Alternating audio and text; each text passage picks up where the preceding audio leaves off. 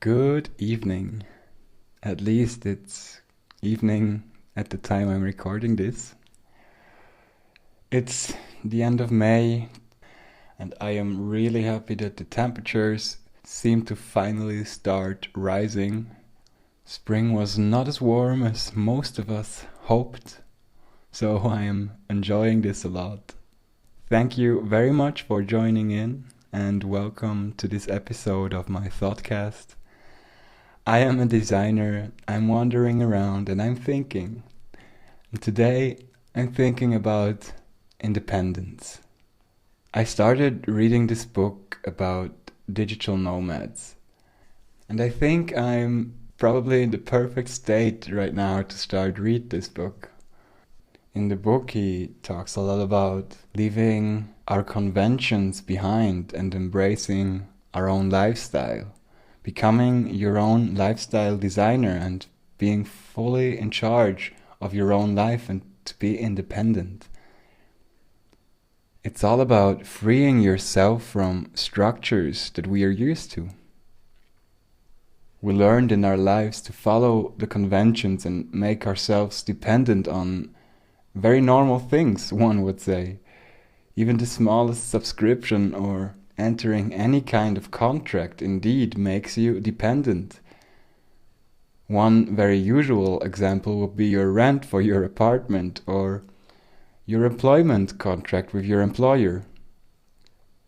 Conventions seem to give us some sort of safety, but in the end, it's just one way of doing things. It's just the easiest way because it's the established way we know that works. The thing I like the most about the book right now is that it's all about rethinking and reimagining what's normal. I don't want to change the whole world. I couldn't, to be honest. One single person cannot change the world. But when enough people have the urge to change their way of living, we can change a lot. With a lot of willpower and hard work, you can actually get to a point where you aren't measured in units or hours or being reduced so a company can buy your services to sell their products. We can change to a state where people can be human again and are able to reach goals because of their work and life experiences. To get to this point of independency, you have to handle out a deal with yourself. The deal is that independency gives you free choices about your lifestyle and your life decisions.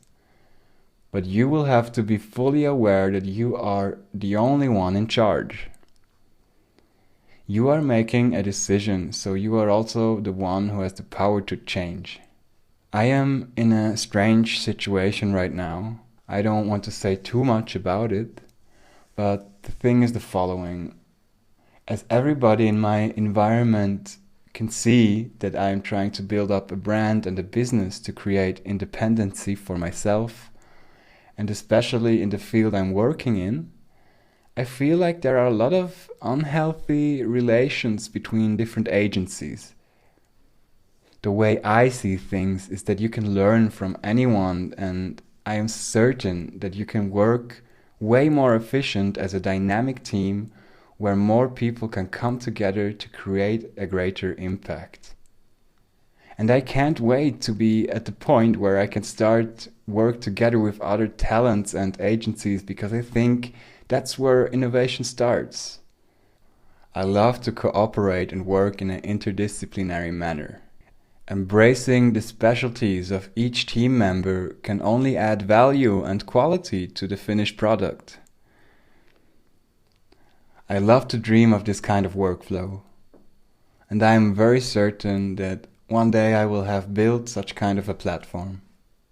And the book I am reading actually helps me a lot right now.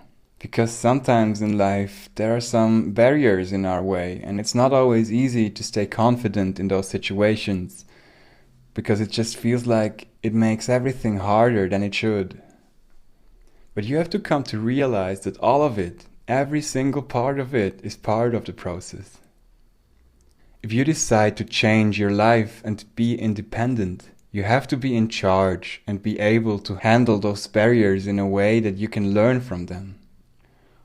We have to start taking these negative associated hurdles and looking at them as opportunities to either grow as a person or learn from the conditions that led to that situation. Let's stop thinking about what we did wrong in the past, because living in the past, especially living in the mistakes of the past, doesn't add anything to neither your well-being or your goals.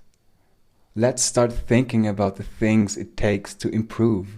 In most cases, there are a lot of things you can do. And there will also be a lot of other situations in which we feel powerless and we don't think we have any impact on what's happening because of other opinions or other people in charge. Maybe it's just about the wrong person not liking you. Of course, there can be situations where you are absolutely exposed to decisions of other people. But that doesn't mean that we can't try. The only thing that can help in disputes like this are honest conversations. And if your opposite doesn't want to have this sort of honest communication, you do at least know that you tried to make things better.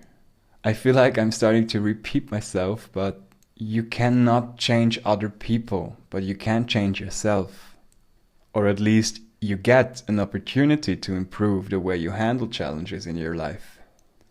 Every time you're open enough to accept the challenges and handle them for the better, you're indeed growing your independency. Being independent means to be fully aware that things will change. Being independent means to be open to change your ideas and perspectives.